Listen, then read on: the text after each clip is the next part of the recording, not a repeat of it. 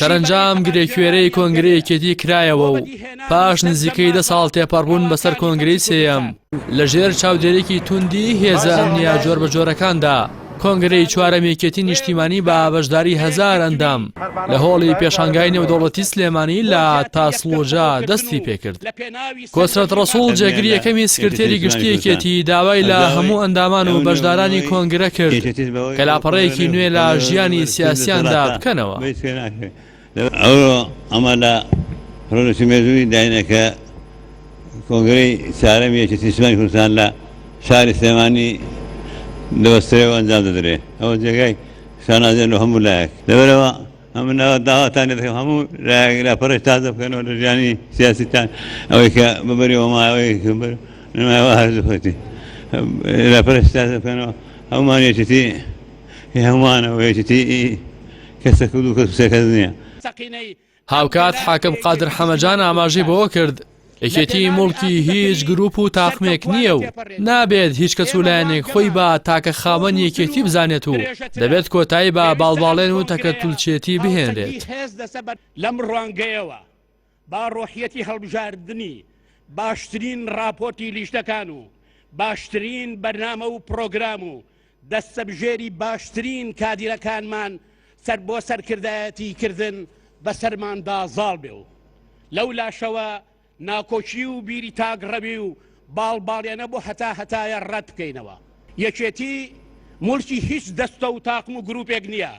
یەکێتی لە پێشدا مڵکی ڕاستەقینەی گەل و کەسوکاری سەربەرزی شەهیدان و تێکۆشەرانی ماندوونەناسی نزیکەی نیو سەدە ڕابردووە لە خەبات و تێکۆشان.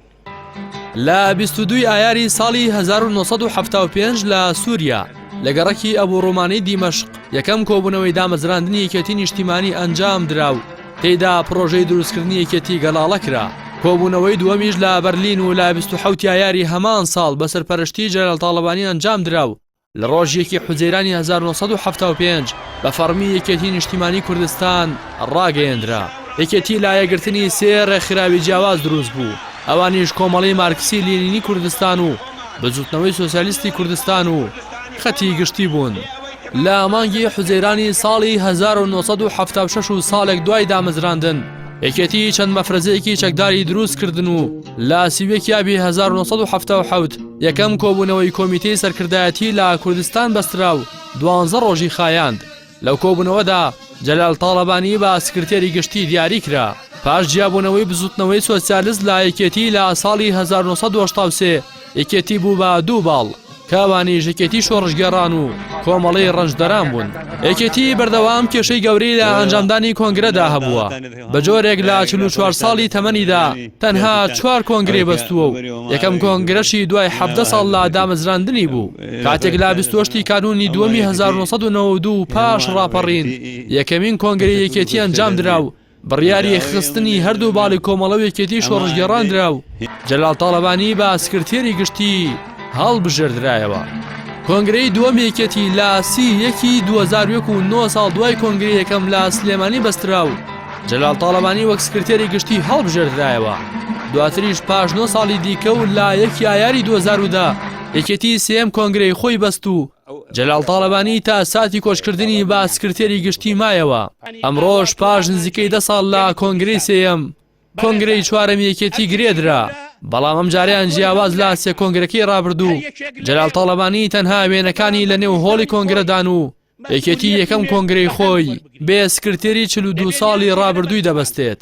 یەکێتی لە کاتی خەباتی شاخدا ڕۆڵێکی دیار و بەرچاوی هەبووە، بەتایبەت پاش کستی شۆڕشی ئەیلول دامەزرا، بەڵام تەنها ڕوبەڕووی ڕژێمی عێراق نەبووتەوە، بەڵکو لەگەڵ زۆرینەی ڕەهای هێزا کوردستانیەکانیش تووشی شەڕی ناوخۆ هاتووە.